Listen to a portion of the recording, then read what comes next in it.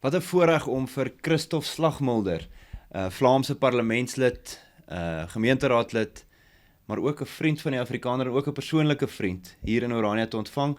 Christof, baie welkom. Dankjewel voor het ontvangst. Het is altijd aangenaam om hier in Orania te wezen. Christof, dit is hoeveelste bezoek in Orania nou? Dit is nu mijn tweede bezoek. Ik ben in 2022 ook hier op bezoek geweest. Ja. En toe het jy 'n pragtige Vlaamse vlag saamgebring met die vierkleur, die vlag van Transvaal op. Ja, ook heel inderdaad, mooi heel symbool. Christof, dit is heel lekker om jou weer hier te hê. Christof, skets net vir ons 'n prentjie van jou betrokkenheid in Vlaandere as wat is jou rol by Vlaams Belang? Wel, sinds 2019 ben ik Vlaams parlementslid en ik zit in de commissie Buitenlands Beleid.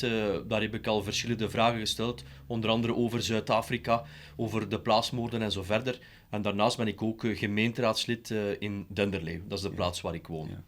Jy het al Afrikaners en Suid-Afrika heel gereeld verdedig in die Vlaamse parlement, ook met die grondonteiening, die Bella-wetgewing, wat nog miskien iets voor Julius Malema is. Inderdaad, wel, ik denk een kleine 2 jaar geleden vorig jaar heb ik ook een filmpje getoond in de commissie Buitenlands Beleid over Malema, Kill de Boer. Net zoals dat Donald Trump gedaan had. Ja. En vanuit de Vlaamse regering is daar eigenlijk niet zoveel reactie op gekomen, maar wel heel veel reactie vanuit Zuid-Afrika. Ja. Bijna elke dag kreeg ik berichtjes via WhatsApp om het Vlaams Belang te bedanken. Dat was wel heel aangenaam. Ja.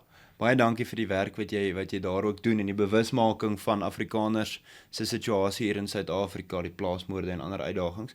Maar vandag wil ons oor iets meer positiefs gesels. En dit is, Christof, dat jy die trotse outeur is van 'n pragtige boek met die titel Vlaamse voetspore in Suid-Afrika. En die outeur is Christof Slagmilder wat hier langs my sit. Christof, wat het jou inspireer om hierdie boek te skryf? Wel, al meer dan 3 eeuwen is er een historische band tussen Vlamingen en Afrikaners. En in Vlaanderen, binnen de Vlaamse beweging, heel veel mensen zijn dat vergeten. Zij vergeten dat wij een historische link hebben. En het is mijn bedoeling om die geschiedenis opnieuw onder de aandacht te brengen, zodanig dat we in Vlaanderen opnieuw weten wie onze broeders en zusters, onze neven en nichten zijn in Zuid-Afrika. Ik vond dat heel belangrijk om daar toch iets over te schrijven. Wat het jy alles in die boek saamgevat? Wel, ik begin een beetje met de geschiedenis van Zuid-Afrika sinds de komst van Jan van Riebeeck, maar ik bespreek in mijn boek ook de plaatsmoorden, Bela-wetgeving, dus ik ga ook in op de actualiteit. Dus ik vind het heel belangrijk om dat verhaal toch ook te vertellen in Vlaanderen. Prachtig. En veel belangstelling uit Zuid-Afrika?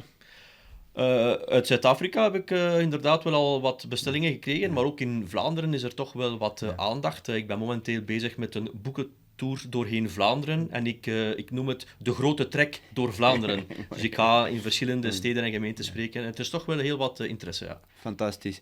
En jy is reeds ook op die tweede druk ja, vir die boek? Dit is nu tweede druk, inderdaad. Fantastisch. Ja. Baie geluk, Christof. Ek kan ook aan sê dat Christof vir my 'n kopie saamgebring het van die boek, eintlik gestuur het al, vroeër al. En dit is 'n wonderlike geskenk om te ontvang, Christof. Indien Afrikaners in Suid-Afrika of enigiemand anders die boek wil aankoop, kan hulle dit doen deur die Orania beweging. Ons sal graag 'n agent wees van jou publikasie. Baie dankie. Is dit ook aanlyn beskikbaar, soos op Amazon of soort? Je kan het ook bestellen via uitgeverij Egmond. Dus www.uitgeverijegmond.be. Ons sal is EGMONT. Ons sal dit ook in die beskrywing van die video bysit. Christof, baie dankie vir die werk wat jy doen in Vlaandere om mense bewus te maak van die situasie waarin die Afrikaner in Suid-Afrika is.